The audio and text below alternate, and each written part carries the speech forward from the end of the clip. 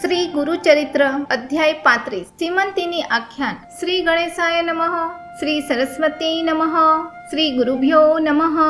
नामधारक सिद्ध मुनिने विनवे छे કે રુદ્રાધ્યાયનું મહાત્મ્ય વિસ્તારથી શ્રી ગુરુએ દંપતીને કહ્યું તે પછી આગળ શું થયું? સિદ્ધ કહે છે કે એ જ પતિવ્રતા શ્રી ગુરુને વિનવે છે કે અમને આગળ જતા કેવી ગતિ છે અને કેવી રીતે રહેવું તે કહો, જેથી આપના ચરણોનું સ્મરણ રહે એવો એકાદ મંત્રનો ઉપદેશ અમને કરશો। શ્રી ગુરુ એને કહે છે કે નારીને શું ઉપદેશ હોય? હર્ષથી પતિભક્તિ કરવી। સ્ત્રીને ઉપદેશ આપવાથી મંત્રને વિઘ્ન થાય છે। શુક્રાચાર્યને આવું વિઘ્ન આવેલું તે સાંભળ। શ્રી ગુરુ પતિવ્રતાને કહે છે કે દેવ અને દૈત્યોમાં વારંવાર યુદ્ધ થતા હતા। યુદ્ધ ક્ષેત્રમાં દૈત્યો મૃત્યુ પામે અથવા ઇન્દ્ર વજ્રથી મારે તો પણ શુક્રાચાર્ય સંજીવની મંત્રનો જાપ કરી રાક્ષસોને જીવતા કરતા હતા। આવો વારંવાર થતા ઇન્દ્રે એક દિવસ નિરાશ થઈ કૈલાશમાં જઈને શ્રી શિવને શુક્રાચાર્યના મંત્ર સામર્થ્યની વાત કરી। શ્રી શંકરને આ સાંભળી ક્રોધ આવ્યો અને નંદીને કહ્યું કે ઝડપથી શુક્રાચાર્યને પકડીને લઈ આવો। સ્વામી વચન સાંભળીને નંદી ગયો ત્યારે શુક્રાચાર્ય તપ ધ્યાનમાં હતા અને નંદી તેમને મુખેથી પકડીને લાવ્યો। શુક્રાચાર્યને ધ્યાનાવસ્થામાં નંદી શંકર પાસે લઈ ગયો। તે જોઈ દૈત્ય સમૂહમાં હાહાકાર થયો। જેમ અગસ્ત્ય ઋષિ સમુદ્રને પી ગયા તે જ રીતે શંકર ભગવાન શુક્રાચાર્યને ગળી ગયા। આવી રીતે કેટલાય દિવસ શુક્રાચાર્ય શિવજીના ઉદરમાં હતા। પછી તે મૂત્રદ્વારથી બહાર નીકળી ગયા ત્યારે શ્રી શંકર આ વાત ભૂલી ગયા હતા। પહેલા શુક્રાચાર્ય નામ હતું, પછી ઈશ્વર ઉદરથી ઉદ્ભવ થયો ત્યારે ભાર્ગવ નામ પ્રાપ્ત થયું અને ફરી સંજીવની મંત્રનો જાપ કરતા થયા। ઇન્દ્ર દેવગુરુને બોલાવીને પૂછે છે કે શુક્ર દૈત્યો માટે સંજીવની મંત્ર કેવી રીતે કરે છે? આમાં વિઘ્ન કરવા માટે તું વિવેકી પુરોહિત છે, બુદ્ધિથી વિચાર કરીને હે ગુરુ તું કહે। જુઓ દૈત્યનું કેવું નસીબ છે। શુક્રાચાર્ય જેવો ગુરુ મૃત દૈત્યોને જીવનદાન આપે છે, જેથી તે જ દૈત્યો યુદ્ધ માટે ફરીથી આવે છે। તું અમારા માટે એવો નથી, અમારી ઉપેક્ષા કેમ કરે છે? તું દેવગુરુ કહેવાય છે એટલે ચતુરાઈપૂર્વક શીઘ્ર વિચાર કરી યોજના બનાવો।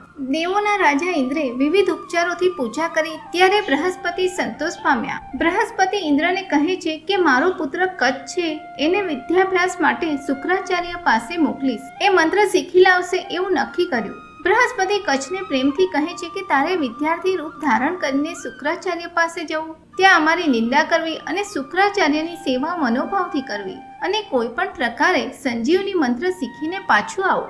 કચ્છ વિદ્યાર્થી રૂપ ધરીને શુક્રાચાર્ય પાસે ગયો। કચ્છ સાષ્ટાંગ નમન કરીને નમ્રપણે ઊભો રહ્યો ત્યારે શુક્રાચાર્ય પૂછે છે કે તું કોણ છે અને ક્યાંથી આવ્યો? કચ્છ બોલ્યો કે હું બ્રાહ્મણ કુમાર છું, તમારી મહાન જળહળતી કીર્તિ સાંભળી વિદ્યાભ્યાસ માટે તમારી પાસે આવ્યો છું। તું ભક્તવત્સલ શિરોમણી અને અનાથોનું પ્રતિપાલક હોય આપના ચરણોમાં સેવક થઈને આવ્યો છું। આવા કરુણ વચનોથી કચ્છ શુક્રાચાર્યને વિનવે છે। શુક્રાચાર્યને એમની પુત્રી દેવ્યાની કહે છે કે બ્રાહ્મણ ભલો દેખાય છે, એને શિષ્ય તરીકે સ્વીકારીને વિદ્યાભ્યાસ કરાવો। કચ્છ દેખાવમાં સુંદર સુલક્ષણ મદન જેવો સ્વરૂપવાન દેખાતો હોવાથી દેવ્યાની મનમાં વિચાર કરતી હતી કે આવો જ પતિ મને મળવો જોઈએ। કચ્છ વિદ્યાભ્યાસ કરતો હતો તે જાણી દૈત્યકુળ દુઃખી થયું અને દેવગુરુનો પુત્ર કપટવેશ ધારણ કરી સંજીવની વિદ્યા શીખવા આવ્યો છે તેમ જાણ્યું। દૈત્યો મનમાં ચિંતા કરવા લાગ્યા કે વિદ્યા શીખીને જશે અને દેવોને શીખવાડશે ત્યારે અમને નુકસાન થશે। આ રીતે સમય વ્યતીત થતો ગયો ત્યારે કચ્છને સમિધા લેવા ગુરુએ જંગલમાં મોકલ્યો। દૈત્યો એની મદદ માટે સાથે ગયા। જંગલમાં જઈને દૈત્યોએ કચ્છને કપટથી મારી નાખ્યો અને પોતે સમિધા લઈને એકલા ઘરે આવ્યા। શુક્રાચાર્યની કન્યા દેવ્યાની પિતાને કહે છે કે કચ્છ દેખાતો નથી, તે ક્યાં છે? એને લઈ આવો, કચ્છના આવ્યા વિના હું ભોજન કરીશ નહીં। એવો કઠોર નિશ્ચય સાંભળતા જ શુક્રાચાર્યને ચિંતા થઈ। ધ્યાનમાં જોતા શુક્રાચાર્યને ખબર પડી કે કચ્છ મૃત્યુ પામ્યો છે ત્યારે સંજીવની મંત્રથી એને જીવંત કરી ત્વરિત ઘરમાં લઈ આવ્યા। તે પછી ઘણા દિવસો પસાર થયા। દૈત્યોએ દ્વેષપૂર્વક કચ્છ જ્યારે વનમાં ગયો હતો ત્યારે ફરીથી તેનો વધ કર્યો। પછી તે કચ્છ બચી જશે એમ માનીને એનું ચૂર્ણ કરીને 10 દિશામાં નાખીને દૈત્યો પાછા ઘરે આવ્યા। સૂર્યાસ્ત થયો ત્યારે દેવ્યાની પૂછે છે કે કચ્છ દેખાતો નથી ત્યારે પિતાને વિનવવા લાગી। દેવ્યાની પિતાને કહે છે કે કચ્છ મારો પ્રાણ સખા છે, એ નહીં આવે તો હું ઝેર ખાઈ લઈશ, મને એનું મુખ દેખાડો એમ કહીને શોક કરવા લાગી। શુક્રાચાર્યને કન્યા ઉપર બહુ જ પ્રેમ હતો ત્યારે શુક્રાચાર્ય જ્ઞાનથી જોતા જ કચ્છ છીન ભિન્ન થયેલો છે એવું જાણીને સંજીવની મંત્રનો જાપ કર્યો। આ મંત્રના સામર્થ્યથી કચ્છ જીવિત થઈ ત્વરિત ઘેર પાછો આવ્યો। દેવયાનીને સંતોષ થયો અને પિતાએ કન્યાને આલિંગન આપ્યું. દૈત્ય શિષ્ય વિચાર કરે છે કે કોઈ પણ કારણથી આ મરતું નથી, કેમ કે ગુરુને કન્યા ઉપર પ્રેમ છે, માટે એ કચ્છને બચાવે છે. હવે એક ઉપાય કરીશું. આવતીકાલે એકાદશી છે. કાલે કચ્છને મારીને એને પાણી સાથે મેળવીશું અને એ પાણી ગુરુને પીવડાવીશું. આવી ગોઠવણ કરીને એકાદશીના દિવસે કચ્છને બહાર લઈ જઈને દૈત્ય શિષ્યોએ કચ્છને મારી નાખ્યો. મધમાં સમરસ કરીને કચ્છની ભસ્મને એમાં મેળવી અને એકરસ કરીને શુક્રાચાર્ય ગુરુને તે મદ્યપાન કરવા માટે આપ્યું. કચ્છ ન દેખાતા પાછળથી દેવયાની પિતાને વિનવે છે કે મારો સખા લઈ આવો, એમ કહીને રુદન કરવા લાગી. આથી શુક્રાચાર્ય ધ્યાનથી જુએ છે તો કચ્છ ત્રિભુવનમાં ક્યાંય દેખાતું નથી. આથી દેવયાનીને અતિ દુઃખ થાય છે અને શુક્રાચાર્યને કન્યા પ્રત્યે અત્યંત મોહ હોય છે. આથી બધા ઠેકાણે તપાસ કરતા કચ્છ શુક્રાચાર્યને પોતાના જ દેહમાં દેખાયો. તેથી શુક્રાચાર્યને સંદેહ થયો કે હવે શું કરું, એવું વિચારવા લાગ્યા. શુક્રાચાર્ય કન્યાને કહે છે કે કચ્છ હવે જીવતો નહીં થાય, એ મારા ઉદરમાં છે, એથી હું એને કેવી રીતે બહાર કાઢું? કચ્છને બહાર કાઢતા જ મારું મૃત્યુ થશે. તારી ઈચ્છા શું છે? દેવયાની પિતાને વિનવે છે કે મારા મનમાં ઈચ્છા હતી કે હું કચ્છની પત્ની થઈશ અને અમે બંને જણ તારી પાસે રહીશું. મેં મનમાં સંકલ્પ કર્યો હતો કે કચ્છ જ મારો પતિ છે અને જો એને ન લાવી શકાય તો હું મારા પ્રાણ ત્યાગ કરીશ. શુક્રાચાર્યને ચિંતા થઈ અને પુત્રીને કહેવા લાગ્યા કે કચ્છને જીવતો કરવા જતાં મારું મૃત્યુ થશે. દેવયાની પિતાને કહે છે કે તું સમસ્ત મહિલાઓને જીવતા કરે છે અને તું મને પોતાનો પ્રાણ જશે એવું કહે છે. તે સાંભળી મને અતિ આશ્ચર્ય થાય છે. શુક્રાચાર્ય દેવયાનીને કહે છે કે સંજીવની મંત્ર મારા સિવાય કોઈ જાણતું નથી, તો મને કોણ જીવંત કરશે? મંત્ર કોઈને પણ કહેવાય નહીં, તે 6 કાન થતાં તેનો ગુણ જતો રહે છે. કચ્છ માટે મારા પ્રાણ જશે તેવું શુક્રાચાર્ય કહે છે. દેવયાની પિતાના ચરણે પડી અને હાથ જોડીને વિનવે છે કે મંત્ર મને શીખવાડો. હે પિતા, તું મંત્ર ભણીને કચ્છને જીવાડીશ અને કચ્છ તારું પેટ ફાડીને બહાર આવતા તારું મૃત્યુ થશે ત્યારે હું મંત્રથી તમને જીવાડીશ, એવું કહીને ચરણે પડી. શુક્રાચાર્ય પુત્રીને કહે છે કે સ્ત્રીઓને મંત્ર કહેવો નહીં, એમ કરતા અનેક દોષો થાય છે, એવું વેદશાસ્ત્રોમાં કહેલું છે. સ્ત્રીઓનો મંત્ર પતિભક્તિ છે, જેથી તને મંત્રની દીક્ષા આપતા મને દોષ લાગશે અને મંત્રનું સામર્થ્ય લુપ્ત થશે, જેથી સ્ત્રીઓએ મંત્ર જપવો નહીં. શુક્રાચાર્યને દેવયાની કહે છે કે હું પ્રાણ ત્યાગ કરીશ, પછી ભલે તમે સુખેથી મંત્ર જપતા રહેજો, એમ કહીને મૂર્છા પામી. શુક્રાચાર્યને પુત્રી ઉપર અનહદ પ્રેમ હતો, તેથી એને ઉઠાડીને આલિંગન આપીને સંજીવની મંત્રનો ઉપદેશ આપે છે. શુક્રાચાર્યના પેટમાં કચ્છ હતો અને એ પણ આ મંત્ર સાંભળે છે ત્યારે મંત્ર સટકર્ણ થયો. પછી કચ્છ માટે આ મંત્ર જપવામાં આવે છે. શુક્રાચાર્યના પેટમાંથી પેટ ફાડીને કચ્છ બહાર નીકળ્યો. પછી દેવયાનીએ મંત્રનો જાપ કરી પિતાને જીવિત કર્યા. 3 વખત મંત્ર જાપ થતાં કચ્છને મંત્ર મોઢે થાય છે, જેથી કચ્છના મનમાં સંતોષ થાય છે કે જે કાર્ય માટે તે આવેલો તે કાર્ય સંપન્ન થયું છે. શુક્રાચાર્યને નમન કરીને હાથ જોડીને કચ્છ વિનવે છે કે દૈત્યના દ્વેષથી હું વારંવાર મૃત્યુ પામું છું, માટે મને જવા માટે આજ્ઞા આપો. આપની કૃપાથી હું વિદ્યા ભણ્યો, મનમાં જે ઈચ્છા હતી એ પૂરી થઈ, એવું કહીને કચ્છ શુક્રાચાર્યના ચરણે પડ્યો. શુક્રાચાર્ય હસીને સંતોષ પામીને આજ્ઞા આપી, પણ દેવયાની પાલવ ધરીને કચ્છને કહે છે કે મારા પતિ થાવ. તને સકળ દૈત્યોએ મારેલો પણ મેં જીવંત કર્યો છે અને મારા પિતા પાસેથી વિદ્યા શીખ્યો છે, માટે મને અવશ્ય પરણજે. કચ્છ કહે છે કે હે કન્યા, ગુરુપુત્રી ભગિની કહેવાય છે અને તે મને બચાવેલો, તેથી મારી માતા થાય છે, એવું શાસ્ત્રો કહે છે. તને પરણવાથી સમસ્ત ઋષિઓ દોષ આપશે, કેમ કે તું મારી બહેન થઈ છો, એમ કહીને કચ્છ દેવયાનીની વિનંતીનો અસ્વીકાર કરે છે. આ સાંભળતા જ દેવયાની કોપાયમાન થઈ અને તે જ ક્ષણે એને શ્રાપ આપ્યો કે મારા પિતા પાસેથી શીખેલી સંજીવની વિદ્યા વૃથા થશે અને બધું જ તું ભૂલી જઈશ. મારા મનની આશા તે પૂરી નથી કરી, માટે તને વિદ્યા સહેજ પણ નહીં આવે. કચ્છ એને કહે છે કે મને વ્યર્થ વિના કારણે શાપ આપ્યો છે, આથી બ્રાહ્મણ સિવાયનો કોઈ પુરુષ તારો પતિ થશે. તારા પિતા બ્રહ્મજ્ઞાની છે, એ સંજીવની મંત્ર જાણે છે, પણ તને શીખવવાથી એ મંત્ર ભવિષ્યમાં ફળદાયક નહીં રહે. આવો શાપ આપીને કચ્છ નીકળી ગયો. ઇન્દ્રભુવનમાં દેવતાઓને સંતોષ થયો, કેમ કે હવે મૃત્યુ પામેલા દૈત્યો જીવતા નહીં થાય. શ્રી ગુરુ કહે છે કે શુક્રાચાર્યનો સંજીવની મંત્ર શક્તિહીન થતા કામમાં આવ્યો નહીં, તેથી સ્ત્રીઓને મંત્ર કહેવો નહીં. સ્ત્રીના માટે પતિ સેવા એ જ કર્તવ્ય છે, તેથી મંત્ર ન અપાય, પરંતુ સ્ત્રીએ ગુરુ કે પતિની આજ્ઞાથી વ્રત અને ઉપવાસ કરવા. સાવિત્રી શ્રી ગુરુને વિનવે છે કે મેં ઘણા વ્રતોનું આચરણ કર્યું છે, હવે તમારી આજ્ઞાથી એકાદ વ્રત કહેશો. હે ગુરુ, તું વિશ્વનો તારક છે, તારા સિવાય બીજાને હું જાણતી નથી. તું જ અમારો તારણહાર છો અને તારી ચરણ સેવા એ જ મારું વ્રત છે. હે મુનિ, તારા ચરણોમાં ભક્તિ રહે એવી આજ્ઞા આપો. શ્રી ગુરુ વિપ્ર સ્ત્રીને કહે છે કે એવું વ્રત તને કહીશ જેથી તારું સૌભાગ્ય સ્થિર રહેશે અને તારો પતિ રાજા થશે. વિપ્ર દંપતી શ્રી ગુરુને વિનવે છે કે તમારી આજ્ઞાથી જે કહેશો તે મુજબ કરીશું. જે કોઈ ગુરુની આજ્ઞા સ્વીકારે નહીં એ રૌરવ નામના ઘોર નરકમાં પડે છે, માટે તારી આજ્ઞા અમને તારશે. એમ કહીને શ્રી ગુરુના ચરણે પડ્યા. ભક્તવત્સલ શ્રી ગુરુ અતિ પ્રેમથી કહેવા લાગ્યા કે વિશ્વમાં તારવા માટે એક સમર્થ વ્રત છે જે પુરાતન કાળથી ચાલતું આવેલું છે. અનેક ઋષિઓએ સૂત મુનિને શ્રેષ્ઠ વ્રત અંગે પૂછતા તેઓ વ્રત અંગે કહે છે. સૂત ઋષિશ્વરને કહે છે કે હે ઋષિશ્વરો, સાંભળો, એક મનોહર વ્રત કહું છું જે સ્ત્રી અને પુરુષને માટે લાભદાયક છે. હંમેશા આનંદમાં સ્થિત, શાંત, નિર્વિકલ્પ, નિર્દોષ એવી ઈશ્વરની આરાધના કરવાથી ભક્તોના સર્વ મનોરથ પૂરા થાય છે. સંસારમાં લક્ષ્ય નહીં રાખનારા વિરક્ત અથવા સંસારમાં રચ્યા પચ્યા રહેનારા વિષયાતુર આસક્ત જે આ વ્રત કરે છે એમની ઉપર પણ ઈશ્વર પ્રસન્ન થાય છે.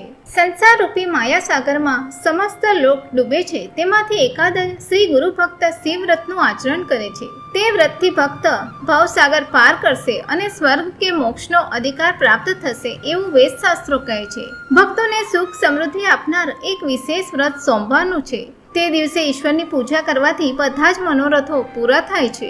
સોમવારના દિવસે ઉપવાસ કરી રાત્રે ઇન્દ્રિય નિગ્રહ કરી ભોજન કરવું. દરેકના અધિકાર અનુરૂપ વૈદિક કે પૌરાણિક માર્ગે વિધિપૂર્વક શંકર ભગવાનની પૂજા કરવી. ગૃહસ્થ, બ્રહ્મચારી, સુહાસિની, કુમારી કન્યા અથવા પતિવિહીન વિધવાએ પણ આ વ્રત કરવું જોઈએ. સ્કંદ પુરાણની આ કથા છે જે સાંભળતા જ સર્વસિદ્ધિ પ્રાપ્ત થાય છે. આર્યા વ્રતમાં પુરાતન કાળમાં એક રાજા હતો. તે રાજાનું નામ ચિત્રવર્મા હતું. પોતે ધર્માત્મા હતો અને ધર્મ માર્ગનું આચરણ આનંદથી કરતો હતો અને અધર્મી લોકોને શિક્ષા કરતો હતો. આ રાજાએ ઘણું પુણ્ય મેળવેલું, ઘણી સંપત્તિ મેળવેલી, તેમજ સર્વ શત્રુઓને જીતેલા એવો એ મશહૂર અને પરાક્રમી રાજા હતો.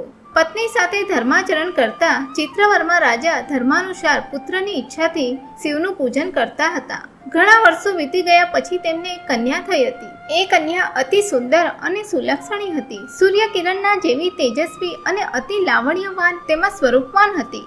કન્યાનું ભવિષ્ય જાણવા માટે એનો જન્મ થયા પછી જ્યોતિષીઓ અને બ્રાહ્મણોને બોલાવાયેલા. બ્રાહ્મણો કહેવા લાગ્યા કે કન્યા સુલક્ષણી છે, તેની પવિત્રતા ઉમા જેવી અને રૂપ દમયંતી જેવું છે. એનું નામ સીમંતિની રાખો. કન્યાની ભાગીરથી જેવી કીર્તિ છે, જ્યારે લક્ષ્મી જેવા ગુણો છે. જ્ઞાનમાં સાવિત્રી જેવી છે અને જાનકી જેટલી પતિવ્રતા છે. એની કાંતિ સૂર્ય જેવી થશે, જ્યારે મનની શાંતિ ચંદ્ર જેવી હશે અને પતિની સાથે 10,000 વર્ષ રાજ્ય કરશે. કન્યાનું આવું ભવિષ્ય જાણતા જ રાજાને અતિ હર્ષ થયો અને બ્રાહ્મણોને આનંદથી ઘણું દાન આપ્યું. રાજા સભામાં હતો ત્યારે એક દ્વિજ ભય રાખ્યા વિના બોલવા લાગ્યો. હે રાજા, મારું વચન સાંભળ. હું કન્યાનું ભવિષ્ય કહું છું કે તારી કન્યા 14મા વર્ષે વિધવા થશે. એવું વચન સાંભળીને રાજાને મૂર્છા આવી અને બ્રાહ્મણના વચન સાંભળ્યા પછી મનમાં બહુ ચિંતા કરવા લાગ્યો. આવું કહીને બ્રાહ્મણ એ જ ક્ષણે નીકળી ગયો. આ સાંભળીને રાજાનું અંતઃકરણ દુઃખી થયું હતું, પરંતુ સર્વ ઈશ્વરાધીન છે એમ સમજીને મનમાં મનાવ્યું. આવી રીતે બાલ્યાવસ્થા વીતતા સીમંતીની 7 વર્ષની થઈ. તેથી માતા પિતાને ચિંતા થઈ કે આનો વિવાહ કેવી રીતે કરીશું. 14મા વર્ષે વૈધવ્ય આવશે એવું બ્રાહ્મણે કહ્યું હતું. તેથી રાજા અને રાણીનું અંતઃકરણ વ્યાકુળ થયું. કન્યા સખીઓ સાથે મહેલના આંગણામાં રમતી હતી ત્યારે એણે વચન કે 14મા વર્ષે વૈધવ્ય આવવાનું છે તે સાંભળ્યું. આ વચન સાંભળીને કન્યા ચિંતા કરતી હતી. ત્યારે એક દિવસ એમના ઘરે એક ઋષિ પત્ની આવી. આ સ્ત્રીનું નામ મૈત્રાયણી હતું, જે યાજ્ઞવલ્ક્ય ઋષિની પત્ની હતી. એ ઋષિ પત્ની ઘરમાં આવી ત્યારે સીમંતિની એના ચરણે પડી. સાષ્ટાંગ નમન કરીને હાથ જોડીને કરુણ વચનોથી વિનવવા લાગી કે હે માતા, મારું રક્ષણ કરો. સૌભાગ્ય સ્થિર રહે એવો ઉપાય મારી ઉપર દયા કરીને કહો, કારણ કે મારું અંતઃકરણ ચંચળ છે. એમ કહીને ચરણે પડી. કન્યાના આવા વચનો સાંભળીને ઋષિ પત્ની કહે છે કે શંકરને શરણે જા, તેથી તારું સૌભાગ્ય સ્થિર રહેશે. કન્યા વિનવે છે કે તું મારી જનની જેવી છે, મને કહે કે વ્રતનું આચરણ કેવી રીતે કરાય. વિપ્ર સ્ત્રી સીમંતીને કહે છે કે સાંભળ, સોમવારનું વ્રત કરવું, એ દિવસે ઉપવાસ કરીને શિવની પૂજા કરવી, સારી રીતે સ્નાન કરીને શુદ્ધ દિવ્ય વસ્ત્ર પરિધાન કરીને મન સ્થિર કરીને શંકર પાર્વતીની પૂજા કરજે. શિવજીને અભિષેક કરવાથી પાપનો ક્ષય થાય છે. શિવલિંગની પૂજા કરવાથી સામ્રાજ્ય મળે છે. ગંધાક્ષ અને પુષ્પમાળા ચડાવવાથી અખંડ સૌભાગ્યનું સુખ પ્રાપ્ત થાય છે. ધૂપદાનથી સુગંધી ફેલાય છે અને દીપદાનથી તેજસ્વી કાંતિ પ્રાપ્ત થાય છે. વિવિધ પ્રકારના નૈવેદ્ય અર્પણ કરવાથી ભોગો પ્રાપ્ત થાય છે. જ્યારે તાંબુલદાનથી લક્ષ્મી સ્થિર થાય છે. આઠે ઐશ્વર્ય ઈશ્વર જપ કરવાથી પ્રાપ્ત થાય છે અને નમન કરતા જ ચારે પુરુષાર્થ પ્રાપ્ત થાય છે. હોમ કરવાથી ભંડાર ભરપૂર રહે છે. સ્તમન કરવાથી સમૃદ્ધિ આવે છે અને બ્રાહ્મણ ભોજન કરાવવાથી સર્વદેવ તૃપ્ત થાય છે. હે કન્યા, તું ભયગ્રસ્ત છે, એથી તું સોમવારનું વ્રત કર, તેથી તારા મહાકલેશ અને પાપ દૂર થશે. ગૌરી હરની પૂજા કરતા જ સમસ્ત પાપ નષ્ટ થાય છે. આ સાંભળીને સીમંતિનીએ ત્વરિત એ વ્રતનો અંગીકાર કર્યો. સોમવારનું વ્રત સીમંતિની ત્વરિત આચરે છે ત્યારે કન્યાની વિવાહ યોગ્ય ઉંમરનો વિચાર કરતા પિતાને ચિંતા થાય છે. રાજા મનમાં વિચારે છે કે કન્યાનો વિવાહ કરવો, જેવું તેનું નસીબ હશે તેવું થશે. ચિત્રવર્મા રાજાએ મંત્રીઓને કન્યા માટે વર શોધવા જુદા જુદા દેશોમાં મોકલ્યા. ત્યારે નળ દમયંતી વંશનો ઇન્દ્રસેનનો કુમાર હતો. નળ દમયંતી વંશમાં ઇન્દ્રસેન રાજાનો રાજપુત્ર ચંદ્રાંગદ ચંદ્ર જેવો તેજસ્વી હતો. તેને સીમંતિનીના વર તરીકે યોગ્ય માની ધામધૂમથી રાજાએ કન્યાદાન કર્યું. આ લગ્નમાં અનેક રાજાઓ અને સમસ્ત માંડલિકો વિવાહ માટે આવ્યા હતા. ત્યારે મોટો ઉત્સવ થયો. લગ્ન પ્રસંગે રાજાએ વેવાઈ પક્ષના સમસ્ત જનોને વિપ્રોને દ્રવ્ય અલંકાર આપી સંતુષ્ટ કર્યા. બીજા લોકોને વિદાય આપી કન્યા ઉપર વિશેષ સ્નેહ હોવાથી કન્યા સહિત જમાઈને વધુ સમય માટે રોક્યા. રાજપુત્ર ચંદ્રાગન સીમંતિનીની સાથે જળ ક્રીડા માટે યમુના નદીમાં ગયા. યમુના નદીમાં રાજપુત્ર રાજાના રસાલા સાથે ગયો અને આનંદથી જળ ક્રીડા કરવા લાગ્યો.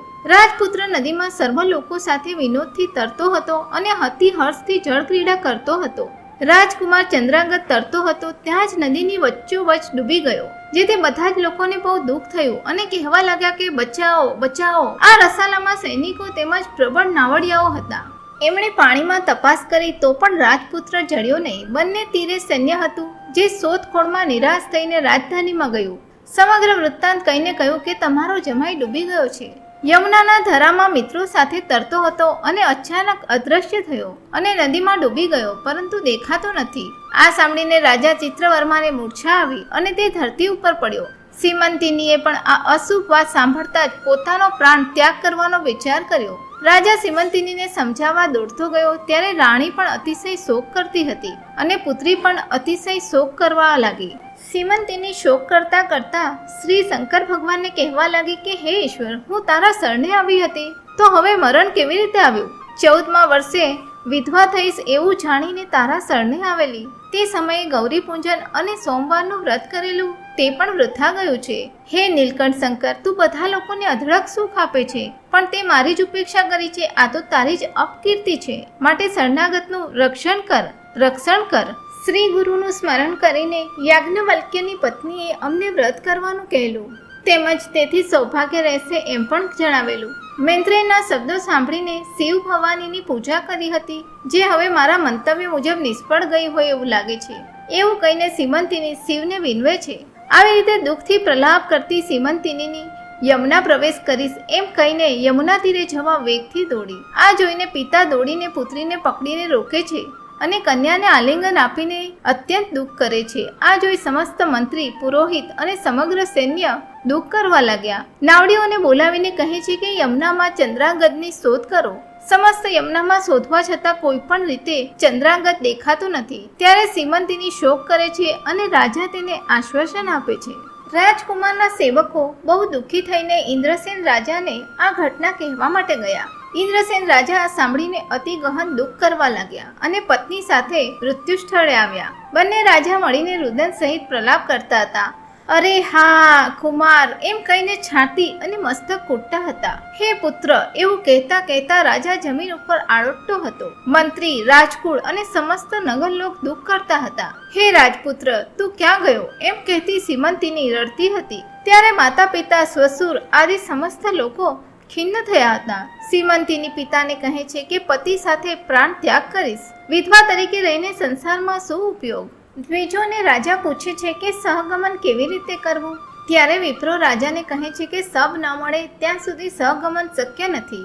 સબ નદીમાં જળતું નથી ત્યારે કન્યા સહિત દહન કેવી રીતે થાય? હવે આ માટે એવું કરવું કે સબ જળે ત્યાં સુધી સીમંતિનીએ વૈધવ્ય પાડવું. આવા દ્વિજ વચનો સાંભળી રાજા કન્યાને વિનવે છે કે આવી રીતે વ્યાકુળ થઈને દુઃખ કરતા હતા ત્યારે મંત્રી અને પુરોહિત કહેતા હતા કે જે થવાનું હશે તે થશે, બ્રહ્માદિતિથી પણ ટાળી શકાશે નહીં. મંત્રી રાજાને કહે છે કે આ દેવકળની થઈ છે, દુઃખ કે શોક કરીને શું કરશો? હવે આપણા રાજ્યમાં પાછા જઈએ.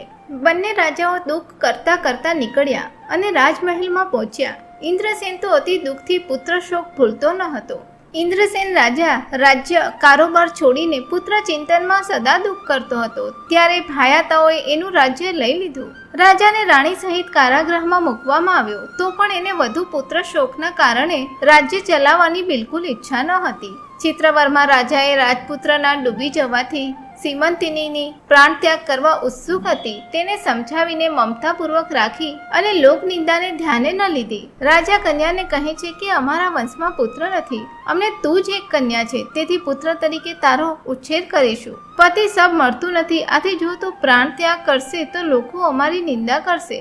આથી 1 વર્ષ તું અમારી સાથે રહે, પછી ભવિષ્યનું જોઈશું. પિતાના વચનો સાંભળીને સીમંતિની બહુ ચિંતા કરવા લાગી અને ભગવાન શંકરને કહેવા લાગી કે તું મને કેમ વધુ દુઃખ આપે છે. મનમાં એવો વિચાર કરીને સીમંતિની સોમવારનું વ્રત ઉપવાસ રાખીને નિષ્ઠાપૂર્વક કરવા લાગી. આટલું થતાં રાજકુમાર જે યમુનામાં ડૂબી ગયેલો તે પાતાળ લોકમાં ગયો, જ્યાં વાસુકી નાગ દેવતાનું રાજ્ય હતું. નાગલોકની નારીઓ નદી તીરે આવી હતી ત્યારે તેમણે રાજકુમારના શરીરને નદીમાં વહેતું જોયું. આ જોઈને નાગકન્યાઓએ રાજકુમાર ચંદ્રાગદને બહાર કાઢ્યો, એની ઉપર અમૃત સિંચન કર્યું. ત્યાં જ રાજકુમાર જાગૃત થયો. આ જોઈને નાગકન્યાઓ સંતોષ પામી. નાગકન્યાઓ એને તક્ષક પાસે લઈ ગઈ, જ્યાં રાજકુમાર નાગલોકનું પાતાળમાં આવેલું વિચિત્ર નગર આશ્ચર્યથી જોવા લાગ્યો. પાતાળ નગરની રચના જુએ છે, જેની શોભા ઇન્દ્રભુવન જેવી છે, જ્યાં ગોપુર મહારત્નથી મઢેલા વીજળી રથા જેવા ચમકતા હતા. હીરો, નીલમ, વૈડૂર્ય, માણેક અને મોતીથી મહારમ્ય એવી નગરી જે સૂર્યકાંતિ સમાન શોભતી હતી. ચંદ્રકાંતિ જેવી સરસ ભૂમિ, સુવર્ણના કપાટ તેમજ અનેક રત્નો સાથે મહાદ્વાર શોભતા હતા. એવા મહેલમાં રાજકુમાર પ્રવેશ્યો. આગળ જતા મોટો સભાખંડ હતો, જેમાં અસંખ્ય સર્પ આસનસ્થ દેખાતા હતા. તેથી રાજકુમારને આશ્ચર્ય થયું હતું. સભામાં અતિ શોભિત મધ્યમાં પન્નગરાગ બેઠેલો અને તેની કાંતિ સૂર્યની જેમ ચમકતી હતી. સેંકડો ફેણોથી યુક્ત અનેક નાગ ચમકતા પ્રકાશમાન વસ્ત્રો ધારણ કરી રત્ન કુંડળો સહિત દેખાયા. સહસ્ત્ર ફેણવાળા તક્ષક રાજને 1000 માથાઓ અનેક રત્ન જડિત મુગુટથી શોભાયમાન થઈ સભામાં બેઠા હતા. રૂપ યૌવના નાગકન્યાઓ અનેક અલંકાર ધારણ કરીને હજારોની સંખ્યામાં આવીને તક્ષક રાજની સેવા કરતી હતી. આવી રીતે સભા સ્થાનમાં બેઠેલા તક્ષક રાજને જોઈને રાજકુમારે તેમને વંદન કર્યા. તક્ષક રાજ નાગકન્યાઓને પૂછે છે કે આ રાજકુમારને ક્યાંથી લાવ્યા, જે સુલક્ષણો દેખાય છે? નાગકન્યાઓ કહે છે કે એનું નામ કે વંશ અમે જાણતા નથી. યમુનામાં વહેતો આવેલો એને લઈને તમારી પાસે આવ્યા છીએ. તક્ષક રાજા ચંદ્રાંગદ રાજકુમારને પૂછે છે, તારું નામ શું, વંશ કયો અને શું કામ અહીં આવ્યો છે અને કયા દેશમાં તું રહે છે? રાજકુમાર કહે છે કે ભૂમંડળ નાયક નેસદ રાજાધિપતિ નળ નામક પુણ્યવંત રાજા થઈ ગયો. એનો પુત્ર ઇન્દ્રસેન મારો પિતા છે. મારું નામ ચંદ્રાંગદ છે અને સવસુર ગૃહે હું આવેલો છું. જલ ક્રીડા કરવા માટે યમુનામાં ગયેલો અને પ્રારબ્ધવશ નદીમાં ડૂબી ગયેલો. વહેતા નદીમાં આવેલો ત્યારે નાગકન્યાઓ મને જોઈને તમારી પાસે લઈ આવ્યા અને મારો ભાગ્યોદય થયો. પૂર્વજન્મના પુણ્યના લીધે તમારા ચરણોના દર્શન થયા, તેથી મારું જીવન ધન્ય છે અને હું કૃતાર્થ થયો છું, એવું રાજકુમાર કહેવા લાગ્યો. આવા રાજકુમારના વચનો સાંભળીને તક્ષક રાજાને સંતોષ થયો અને રાજપુત્રને આશ્વાસન આપતા ધીરજ બંધાવી. ભય પામીશ નહીં એમ કહ્યું. શેષ નાગરાજ કહે છે કે કુમાર બાળ, તું મનનો નિર્મળ દેખાય છે. તમારા ઘેર સર્વકાળ કયા દેવની પૂજા કરો છો? આ સાંભળીને રાજકુમારને આનંદ થયો અને વિસ્તારથી કહેવા લાગ્યો કે અમારો દેવ શંકર ભગવાન છે, જેના ડાબા હાથે પાર્વતી છે. એવા દેવાધિદેવ સદાશિવને અમે કાયમ પૂજીએ છીએ. જેના રજોગુણ થકી બ્રહ્મા સૃષ્ટિનું સર્જન કરે છે એ સદાશિવને અમે નિરંતર પૂજીએ છીએ. જેના સત્વગુણથી વિષ્ણુ ઉત્પન્ન થયા અને જે લોકોનું પોષણ અને રક્ષણ કરે છે એવા શિવને અમે પૂજીએ છીએ, જેના તામસ ગુણથી એકાદશ રુદ્રગણ ઉત્પન્ન થયા અને જેઓ સૃષ્ટિના પ્રલય માટે કારણભૂત છે. સૃષ્ટિના નિર્માતાનો પણ જે નિર્માતા છે, જે ઉત્પત્તિ, સ્થિતિ અને લયના કારણભૂત છે અને જે તેજોનું તેજ છે, એવા ઈશ્વરને અમે પૂજીએ છીએ.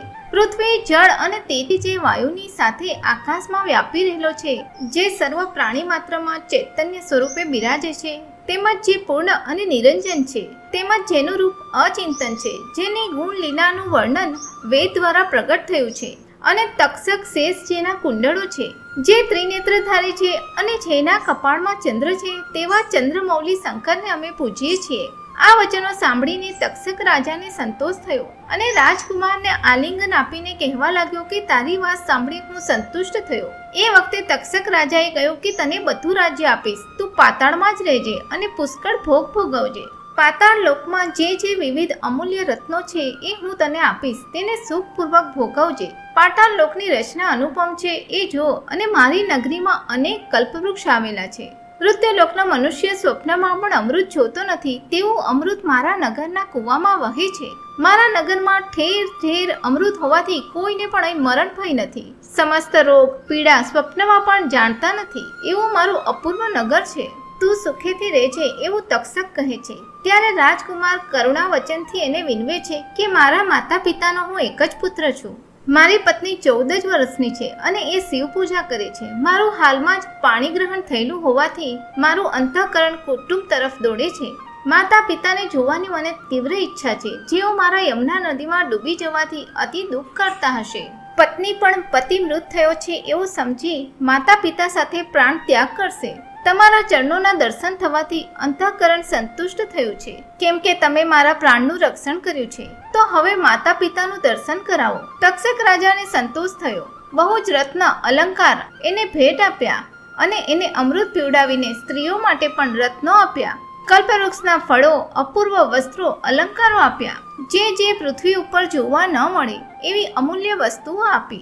રાજકુમારને આટલું આપીને તક્ષક રાજા આશ્વાસન આપતા કહે છે કે જ્યારે અમારું સ્મરણ કરીશ ત્યારે તારું કાર્ય સફળ થશે, અને પુનઃ સંતોષ પામીને અતિ પ્રેમથી વાહનો, વસ્ત્રો અને મનોવેગથી દોડતો મનોહર ઘોડો આપ્યો. ચંદ્રાંગદ રાજકુમારને અતિ હર્ષથી તક્ષક રાજાએ બધું આપ્યું અને તે સ્વીકારીને ચંદ્રાંગદે મનોવેગી ઘોડા સાથે વિદાય લીધી.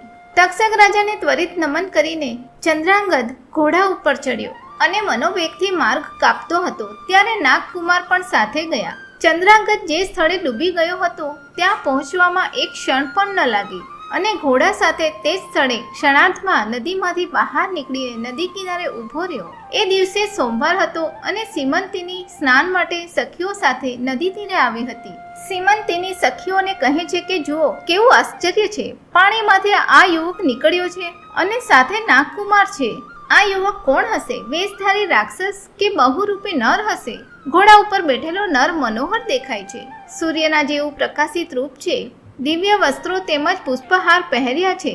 દિવ્ય સુગંધ પ્રસરેલી છે.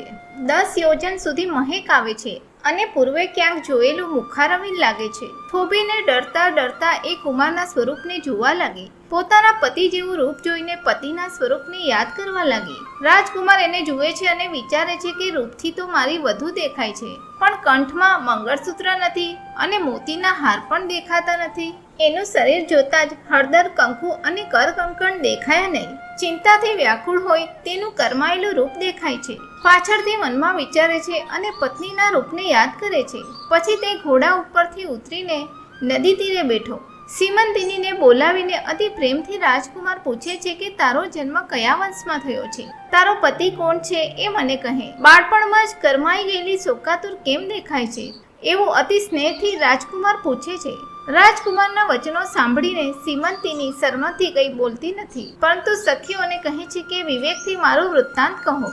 સખીઓ રાજકુમારને કહે છે કે આનું નામ સીમંતીની છે, જે ચંદ્રાંગદની પત્ની અને રાજા ચિત્રવર્માની પુત્રી છે. એનો પતિ અતિ સુંદર ચંદ્રાંગદ નામે હતો, જે જળ ક્રીડા કરતી વખતે નદીમાં ડૂબી ગયો હતો. આથી આને વૈધવ્ય આવ્યું છે અને શોક કરે છે. દુઃખ કરતા કરતા 3 વર્ષ થયા, તેથી આનું સૌંદર્ય કરમાઈ ગયું છે. એ સોમવારનું વ્રત ઉપવાસ રાખીને કરે છે, માટે સ્નાન કરવા માટે નદી કિનારે આવી છે.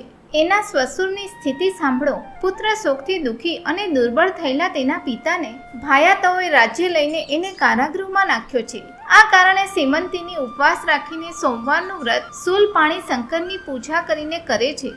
સખીઓ આટલું કહે છે. પછી સીમંતીની ચંદ્રાગદને પૂછે છે, તમે કોણ છો? અમને પૂછો છો, પણ તમે કામદેવ જેવા સુંદર લાગો છો. તમે ગંધર્વ છો કે દેવ, કિન્નર અથવા સિદ્ધ પણ નર રૂપ માનવ દેખાવ છો. અમને કયા હેતુથી પૂછો છો? સ્નેહ ભાવથી તમે પૂછો છો. પહેલા મેં તમને જોયેલા છે, પણ ઓળખાણ પડતી નથી. મારા મનમાં તમે અમારા સગા હો તેમ લાગે છે. આંખોથી તો સ્વજન દેખાવ છો. તમારું નામ શું? એમ કહીને પતિનું રૂપ યાદ કરવા લાગી. પતિનું રૂપ યાદ કરતા બહુ જ દુઃખ કરવા લાગી. અશ્રુપૂર્ણ આંખોથી પ્રલાપ કરતા કરતા ધરતી ઉપર ઢળી પડી. સીમંતિનીનું દુઃખ જોઈને કુમાર ચંદ્રાંગદ થોડા સમય માટે ધીરજ ધરી ઊભો થયો. કુમાર દુઃખ કરે છે અને પછી પોતાનું મુખ જળથી ધુએ છે. રડીશ નહીં એવું સમજાવે છે. મારું નામ સિદ્ધ છે એમ કહે છે. સીમંતિની શોક કરતી હતી ત્યારે રાજકુમાર પાસે આવ્યો અને બાલિકાનો હાથ પકડીને પ્રેમ ભાવથી કહેવા લાગ્યો. એકાંતમાં એને કહે છે કે તારા વરને અમે જોયેલો, એ સુખમાં છે, એ સાંભળ. તારા વ્રત પુણ્યના લીધે તારો પતિ જલ્દીથી પાછો આવશે, માટે ચિંતા કરીશ નહીં, અને ત્રીજા દિવસે તને એનું દર્શન થશે. હે સુંદર બાલિકા, તારો પતિ મારો મિત્ર છે. એનો અને મારો પ્રાણ એક જ છે. અવિશ્વાસ કરીશ નહીં. તને સદાશિવના ચરણના સોગંદ છે. આવો એકાંતમાં કહીને કોઈને આ વાત કહીશ નહીં એવું કહે છે. સીમંતિનીના નયનોમાંથી અશ્રુની ધારા છૂટી. તેમાં 100 ગણો પ્રેમ નયનોમાં પ્રગટ્યો અને મનમાં વિચાર કરે છે કે આ જ મારો પતિ છે. એનું મુખ કમળ મારા પતિ જેવું જ દેખાય છે. એના નયનો અતિ સુંદર છે અને એનો ધ્વનિ પણ કોમળ અને ચપળ છે. તેમજ હસતા મુખથી બોલે છે. મારા પતિના બોલ મૃદુ હતા એવું જ આ આગંતુક હર્ષથી બોલે છે અને મારો હાથ ચાલે છે ત્યારે અતિ મૃદુ હાથની ખબર પડી. મારા પતિના હાવભાવ અને સ્વભાવ હું જાણું છું. સમસ્ત નિશાનીઓ પરથી કહું છું કે આજ મારો પ્રાણનાથ છે. આને દેખતા જ મારું મન દ્રવે છે. આ આશ્ચર્યકારક છે. અને અશ્રુની ધારા નયનોમાંથી છૂટે છે. તે પશ્ચાત તેના મનમાં શંકા થાય છે કે હું દુર્ભાગી છું. મારો પતિ કેવી રીતે પાછો આવશે? એ તો ચોક્કસ નદીમાં ડૂબી ગયો છે. આ સિદ્ધ પુરુષ છે. હવે પછી મને આ ભ્રાંતિ કેમ થઈ છે? મરી ગયેલો પતિ પાછો આવે છે એવી કથા મેં ક્યાંય સાંભળી નથી. મને ભ્રાંતિ થઈ છે. હું સ્વપ્ન જોઈ રહી છું. કેમ કે મનમાં હોય તે જ દેખાય છે. આ કોઈ ધૂર્ત કે વેશધારી રાક્ષસ કે યક્ષ કિન્નર કપટથી નરનો વેશ લઈને આવ્યો છે એવું મનમાં વિચારવા લાગી. અથવા મારા વ્રતના પ્રભાવથી આવું થયું છે. મુનિ પત્નીએ કહેલું કે ગિરિજાનાથ પ્રસન્ન થયો છે એનું તો આ પરિણામ નથી ને. જેને શંકર પ્રસન્ન હોય એને દુઃખ વિકાર કેવો? જે મનમાં ચિંતન કર્યું હશે એ જ મળ્યું છે એવું સીમંતીની મનમાં માનવા લાગી. આવું થતાં જ રાજકુમાર ઘોડા ઉપર આરૂઢ થયો અને સીમંતીની પાસે પ્રેમથી વિદાય માંગી. મનોવેગવાળા અશ્વ ઉપર આરૂઢ થઈ રાજકુમાર નીકળ્યો અને અતિ શીઘ્ર નગરમાં પહોંચ્યો. સાથે નાગપુત્રો હતા. એમને દૂત તરીકે નગરમાં મોકલ્યા. ચંદ્રાગદે નાગપુત્રોને નગરમાં જઈને જે વેરી હોય રાજ્ય પચાવી પાડ્યું હોય તેમને સમજાવટથી, દમનથી, દંડથી, બીકથી કે ભેદ કરાવીને રાજ્ય પાછું આપવા જણાવ્યું. નહીં તો તેમનો વધ કરવામાં આવશે એવું મારું વચન વેરીઓને જણાવજે. આ વચનો સાંભળીને નાગપુત્રો ત્વરિત રાજભવનમાં ગયા અને નગરાધિપતિને કઠોર વચનો કહેવા લાગ્યા. તમારા કુટુંબો સાથે ચાલો અને ચંદ્રાગદની શરણાગતિ સ્વીકારીને મળો, જે પાતાળમાં જઈને તક્ષક રાજનો ઇષ્ટ મિત્ર થઈને પાછો આવ્યો છે. યમુના નદીમાં ચંદ્રાગદ ડૂબી ગયો હતો. પછી સ્વામીનો વિશ્વાસઘાત કરીને તમે ઇન્દ્રસેનનું રાજ્ય હરણ કર્યું છે. હવે તમને કહું છું કે તમારા પ્રાણ જો પ્રિય હોય તો શીઘ્ર ચંદ્રાગદને શરણે આવો અને ઇન્દ્રસેન રાજાને ફરી સિંહાસને બેસાડો. તક્ષક રાજા જેવો ચંદ્રાગદનો મિત્ર થયો છે એ તમને મારીને હાડકા ખોખરા કરશે. શીઘ્ર ચંદ્રાગદને મળીને એના શરણે જાઓ. મારા વચન જો તમે નહીં માનો તો હમણાં જ તમારા પ્રાણ હરણ કરીશ. તક્ષક રાજની આજ્ઞાથી અમે નાગપુત્રો ચંદ્રાગદની સહાય અર્થે આવ્યા છીએ. આવા વચનો સાંભળી ભાયા તો મનમાં વિચારે છે કે આપણે બુદ્ધિહીન કામ કર્યું છે, તો હવે શરણે જવામાં જ આપણું કલ્યાણ છે. જો બળ વાપરીશું તો તક્ષક રાજા સંહાર કરશે, વધારામાં લોકો નિંદા કરશે અને પ્રાણહાનિ થશે. મનમાં આવો વિચાર કરીને ભાયાતાઓ એટલે કે કુટુંબીઓ ઇન્દ્રસેનને જેલમાંથી બહાર કાઢે છે. જુદા જુદા વસ્ત્રો અને અલંકારો પહેરાવી સિંહાસન ઉપર બેસાડે છે. ઇન્દ્રસેનને વિનવે છે કે અમારાથી તમારો અપરાધ થયો છે, અમારા પ્રાણોનું રક્ષણ કરો. એવું કહીને ભાયા તો રાજાના ચરણે પડે છે. તક્ષક પુત્ર ઇન્દ્રસેન રાજાને હર્ષથી કહે છે કે તમારો પુત્ર ચંદ્રાંગદ વાસુકી રાજાને મળીને પાછો આવ્યો છે. આ સાંભળતા જ રાજાને સંતોષ થયો, પણ ભૂતકાળમાં પુત્ર વિરહની અધિક દુઃખની યાદ આવતા જ સપત્નીક મૂર્છા પામીને ધરતી ઉપર પડ્યો. નાગકુમારે એને ઉઠાડ્યો અને આશ્વાસન આપી કહે છે કે દુઃખ ભૂલી જાઓ અને હર્ષથી પુત્રને મળવા ચાલો. આ સાંભળીને રાજાને અતિ હર્ષ થયો અને મંત્રીઓને બોલાવીને નગરને ત્વરિત શણગારવાની આજ્ઞા આપી. મંત્રીઓને આજ્ઞા આપીને પુત્રને મળવા રાજા કુટુંબીઓ, ભાઈબંધો, જ્ઞાતિજનો, રાણીઓ સહિત નીકળ્યો. મંત્રી અને પુરોહિત તેમજ સમસ્ત નગરલોક મરી ગયેલો કુમાર ફરી આવ્યો છે એમ બોલવા લાગ્યા અને તે જોવા નીકળ્યા. બધા નગરજનોને આનંદ થાય છે. ઇન્દ્રસેન રાજાના મનમાં મહાસુખ થાય છે. પુત્ર મુખને જોઈશ એમ કહીને રાજાએ શીઘ્ર પ્રયાણ કર્યું. વાજિંત્રો વગાડતા નગર લોકોને અતિશય સંતોષ થયો અને અતિ ઉલ્લાસથી ઇન્દ્રસેન રાજાનો જય જયકાર કરવા લાગ્યા. આવી રીતે જઈને રાજા રાણી પુત્રને મળ્યા. એ જ વખતે ચંદ્રાંગદે પિતાને સાષ્ટાંગ નમસ્કાર કર્યા. અતિ પ્રેમથી રાજા પુત્રને આલિંગન આપે છે અને કંઠ ગદગદિત થઈને નેત્રોમાંથી અશ્રુની ધારા નીકળે છે.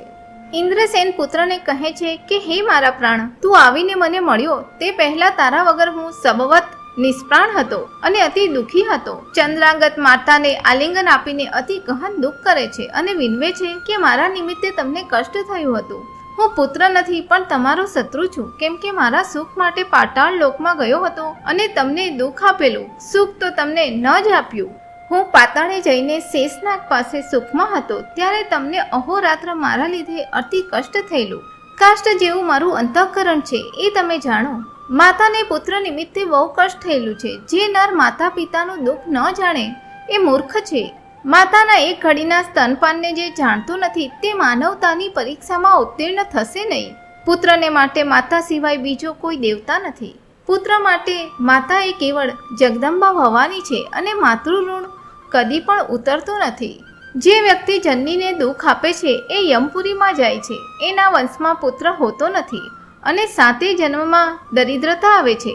માતાને આ રીતે વિનવીને ભાઈબંધ, જ્ઞાતિજનો અને બીજા સંબંધીઓને પ્રધાન અને નગર લોકોને ચંદ્રાંગદ મળ્યો. આ પછી તરત જ નગરમાં બધા પ્રવેશ્યા. ત્યાં મોટો સમારંભ થયો અને રાજકુમાર મહેલમાં ગયો. તક્ષક રાજાના પુત્રને ઇન્દ્રસેન રાજાએ વસ્ત્રો અને આભૂષણો અતિ પ્રેમથી આપ્યા. ચંદ્રાંગદ પિતાને તક્ષક રાજાનો ઉપકાર વિસ્તારથી કહે છે કે મારા પ્રાણ બચાવ્યા અને અપરિમિત ધન આપ્યું. જે વસ્ત્રાભૂષણ તક્ષક રાજાએ આપેલા એ પિતાના ચરણે મૂકીને પુત્ર નમન કરે છે. નાગપુત્રને વિદાયમાન આપીને ઇન્દ્રસેન રાજાએ અતિ હર્ષથી સેવકોને અતિ વેગથી ચિત્રવર્માના નગરે મોકલ્યા. રાજા એ વખતે કહે છે કે મારી પુત્રવધુ અતિ ભાગ્યશાળી હોવાથી તેના ધર્માચરણના કારણે મારો પુત્ર બચી ગયો છે. પુત્રવધુએ શંકરની આરાધના કરી તેથી એનું સૌભાગ્ય સ્થિર થયું. પરિણામે મારો કુંવર બચી ગયો. એવી ભાગ્યવાન મારી કુળવધુ છે. ઇન્દ્રસેન રાજા કહે છે કે શીઘ્ર સેવકોને ચિત્રવર્મા રાજા પાસે મોકલો અને તેમને સવિસ્તર હકીકત જણાવો. રાજદૂતો તરત જ નીકળીને ચિત્રવર્માના નગરે પહોંચ્યા અને કુશળતાથી શુભ વાર્તા કહેવા લાગ્યા. આ સાંભળીને ચિત્રવર્મા રાજાને સંતોષ થયો અને હર્ષ પામીને તેણે અપાર દાન આપ્યું. તેમજ રાજદૂતોનું વસ્ત્રો આભૂષણો આપીને સન્માન કર્યું. ઇન્દ્રસેન રાજા ફરીથી જાન લઈને ચંદ્રાંગદ સહિત સર્વ કુટુંબીઓને સાથે લઈ વેવાઈને ત્યાં જાય છે. ફરીથી કરવામાં આવેલા લગ્ન મહોત્સવમાં ચંદ્રાંગદ હર્ષ નિર્ભર થઈને સીમંતિનીને મળે છે. ચંદ્રાંગદ પાતાળ લોકની અમૂલ્ય વસ્તુઓ પ્રાણેશ્વરી સીમંતિનીને અર્પણ કરે છે અને અમૃત પણ પીવડાવે છે. એથી મહા આનંદની છોડો ઉડી. પાતાળ લોકના કલ્પવૃક્ષના ફળ પોતાની પત્નીને આપ્યા અને જેની કાંતિ 10 યોજન સુધી પ્રકાશે છે તેવા અમૂલ્ય વસ્ત્રાભૂષણો પત્નીને આપ્યા. આવા ઉત્સાહથી ચંદ્રાંગદનો પુનર્વિવાહ સંપન્ન થયો અને પોતાના નગરમાં જવા નીકળ્યો. સીમંતિનીનું નસીબ ભવ્ય હતું અને તે પતિની સાથે ગઈ. ઇન્દ્રસેન રાજાએ પોતાના નગરે જઈને પુત્રને રાજગાદી ઉપર બેસાડ્યો અને પુત્રે 10,000 વર્ષ સુધી રાજ્ય કર્યું. સોમવારના વ્રતમાં સીમંતિનીએ શંકર પાર્વતીની પૂજા ઉપવાસ સહિત કરેલ, તેથી તે મહાન ફળ પામી. શ્રી ગુરુ કહે છે કે આવું મનોકામના પૂરી કરનાર મહાન સોમવારનું વ્રત છે તે હે બ્રાહ્મણી અતિ પ્રેમથી સાંભળ. એવું વ્રત તું હવે કર જેથી તારું સૌભાગ્ય અખંડ રહેશે અને તને બહુ જ કન્યા અને પુત્રો થશે. આ મારા વાક્યમાં વિશ્વાસ રાખ. દંપતી શ્રી ગુરુને વિનવે છે કે અમને તો તારી ચરણ સેવા કરવી છે. એ જ અમારો વ્રત નિર્ધાર છે, તો બીજું વ્રત કેમ? તું અમારો પ્રાણનાયક છે. તારા સિવાય બીજા કોઈને અમે જાણતા નથી. તારા ચરણ શ્રેષ્ઠ છે. એમ કહીને દંપતી શ્રી ગુરુને ચરણે પડ્યા. શ્રી ગુરુ દંપતીને કહે છે કે અમારી આજ્ઞા છે કે સોમવારના વ્રતનું આચરણ કરો, એ જ અમારી સેવા છે. શ્રી ગુરુની આજ્ઞા લઈને દંપતી સોમવારનું વ્રત કરે છે. કન્યા પુત્રની વાર્તા સાંભળીને માતા પિતાને અત્યંત સંતોષ થયો અને અપરિમિત દ્રવ્ય આપીને બ્રાહ્મણોને ભોજન આપ્યું. દંપતી શ્રી ગુરુની અતિ આનંદથી ભક્તિપૂર્વક પૂજા કરી સમારંભ યોજે છે. આવી રીતે વંદન કરીને શ્રી ગુરુની આજ્ઞા લઈને પતિ પત્ની પોતાના ગામે ગયા અને ચારે રાષ્ટ્રોમાં શ્રી ગુરુની ખ્યાતિ ફેલાઈ. આગળ જતા એ દંપતીને 5 શતાયુષી પુત્રો થયા, જે શ્રી ગુરુના શ્રેષ્ઠ ભક્તો હતા.